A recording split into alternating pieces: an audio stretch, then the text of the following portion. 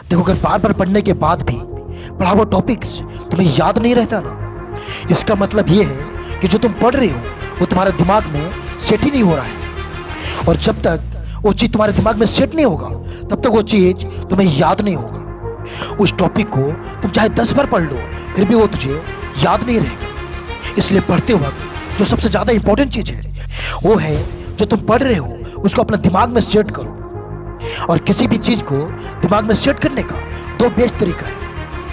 Number 1, जिस भी topic को तुझे पढ़ना है, पढ़ने से पहले उस टॉपिक के बारे में थोड़ा सा रिसर्च कर लो कि वो टॉपिक किससे रिलेटेड है और वो टॉपिक किस चीज़ के बारे में है। जब इस तरह से रिसर्च करके तुम उस टॉपिक के बारे में थोड़ा पहले जानकारी हासिल कर लोगे ना, फिर जब तुम उस टॉपिक को पढ़ने बैठोगे वो तुम्हें आसानी से समझ में आ जाएगा और वो टॉपिक तुम्हें अच्छे से याद भी हो जाएगा। नंबर 2, सिर्फ पढ़ो मत बल्कि उसे समझो।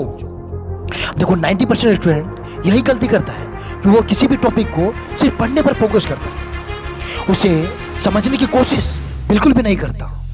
इसीलिए वो टॉपिक उसे याद नहीं होता।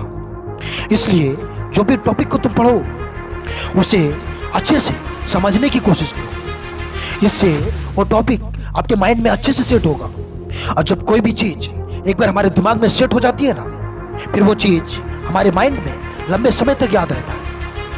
इसलिए अगर बार बार पढ़ने के बाद भी पढ़ा हुआ चीज़ तुम भूल जाते हो ना, तो अभी से इन दोनों टिप्स को फॉलो कर लो।